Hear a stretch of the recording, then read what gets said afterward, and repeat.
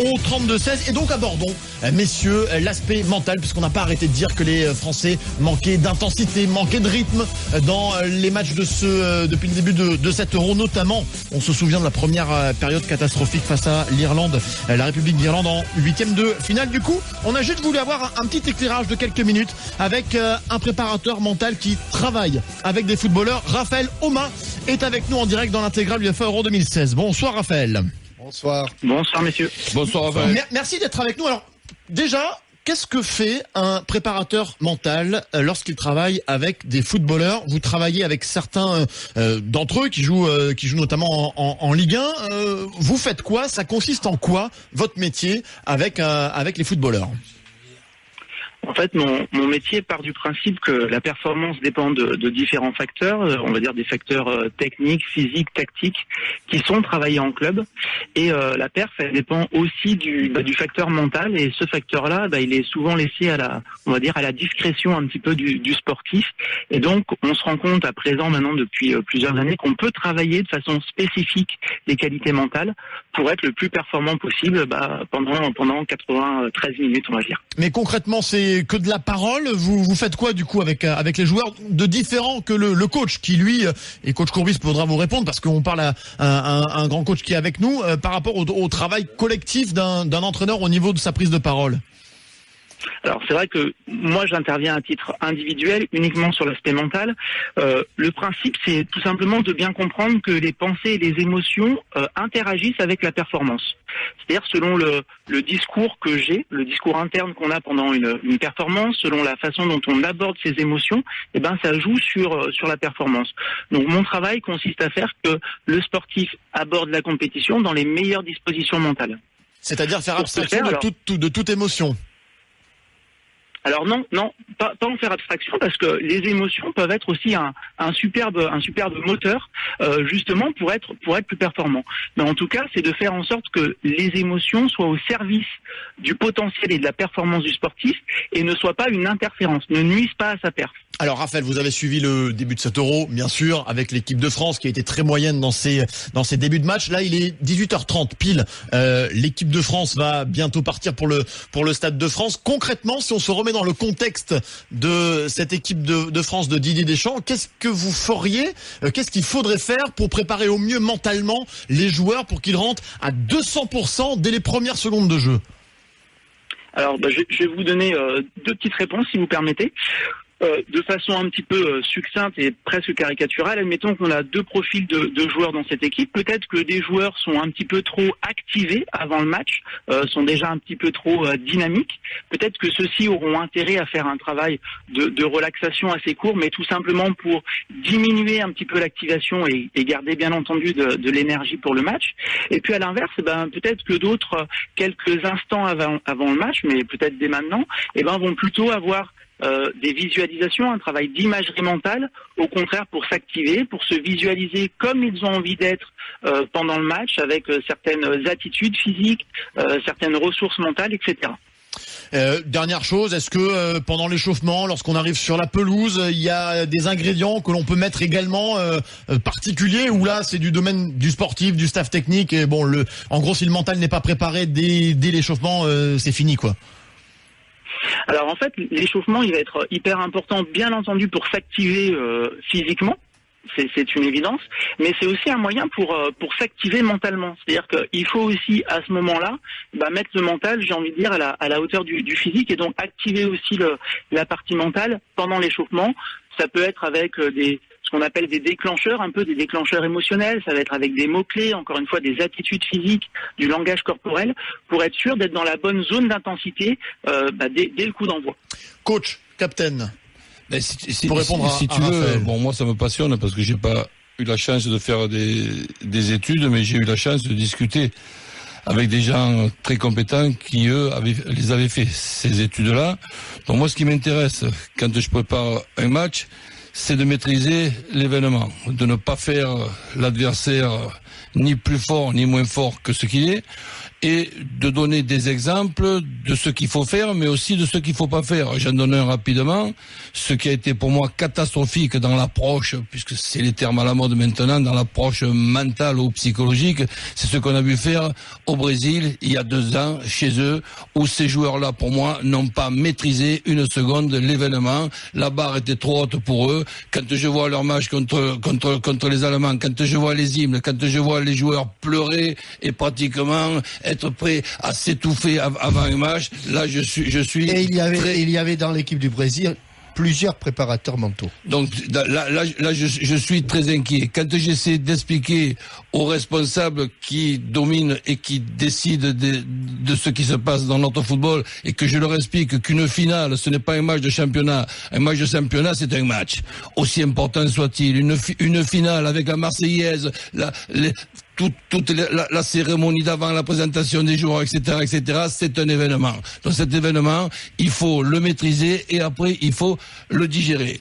Donc, par exemple, l'approche du match dans la préparation, dans l'avant de ce soir, écoute, il y a aussi une phrase que j'essaie de combattre, mais peut-être c'est moi qui suis hors sujet, c'est cette fameuse phrase, on prend les matchs les uns après les autres. Mais dans la situation qui est la nôtre, je dis la nôtre, nous Français, le match de ce soir, pour moi, je joue pas seulement contre l'Islande. Je joue contre l'Islande et contre l'Allemagne en même temps, que je sais qui sont plutôt devant la télé, et la présentation dans ce match-là, c'est que maintenant, jouons ce match-là comme si nous avions, avant le coup d'envoi, un but de retard. Parce que je ne vais pas avoir les compétences pour passer mentalement dans des discussions individuelles avec mes 14 ou 15 joueurs avec lesquels je vais faire les matchs. Donc, il y en a peut-être 2-3 que je pense être les plus fragiles. Un qui me tirerait souci ce soir, mais souci, c'est tout. Préoccupé, pas inquiet, parce que je pense qu'il risque même de s'imposer, c'est Umtiti, mais il y a de quoi quand même s'en occuper. Oui. Donc pour moi, ce soir, le match, on le démarre, on a 1-0 ou 0-1 à lutter. Pourquoi? Parce que c'est pas seulement la qualification qui m'intéresse. Je veux qu'à travers ce match-là, on commence à construire la victoire du match contre l'Allemagne. Parce que si c'est pour se qualifier contre l'Islande et perdre ce soir, pas bêtement, en prenant des cartons jaunes, des cartons rouges, et perdre le match de ce soir contre l'Allemagne, tout en se qualifiant contre l'Islande, ça m'intéresse pas. On remercie Raphaël Aumar pour son éclairage. On a le droit de pas être forcément d'accord avec lui. Jérôme.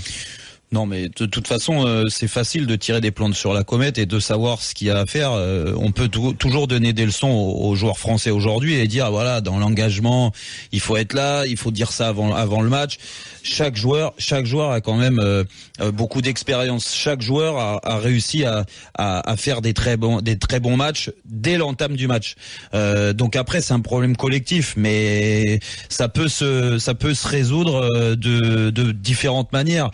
Il y a l'attitude de certains joueurs cadres qui peuvent aider ceux qui ont tendance à s'endormir. Je suis à 200% d'accord avec non, mais c'est parce que la motivation et d'abord, elle doit être collective. C'est pas possible qu'il y ait un préparateur mental pour Pierre, un pour Jacques, un pour Paul, qu'ils aient des méthodes différentes et à l'arrivée, ils seront peut-être bien préparés, mais ce ne sera pas dans le même sens. Il faut une unité, quoi. Il faut une unité là-dessus. Là, j'ai une petite expérience, mais à l'époque, c'était le début des préparations mentales.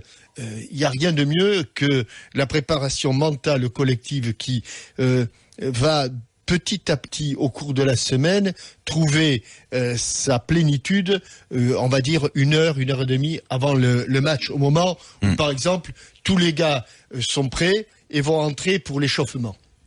Et ma petite expérience personnelle, quand il y avait d'abord cette préparation mentale ne pouvait se faire que sur des matchs bien ciblés.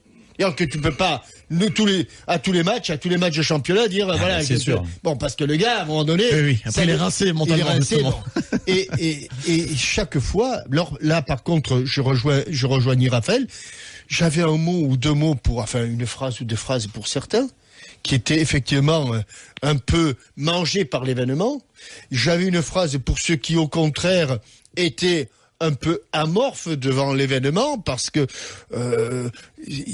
on avait en tout cas cette impression, et puis il y en avait certains qui n'avaient pas besoin de préparateur mental et qui faisaient leur match, qu'il soit important, qui le préparaient comme il faut. Je prends un exemple que mes coéquipiers ici autour de les Dominique Battenet par exemple.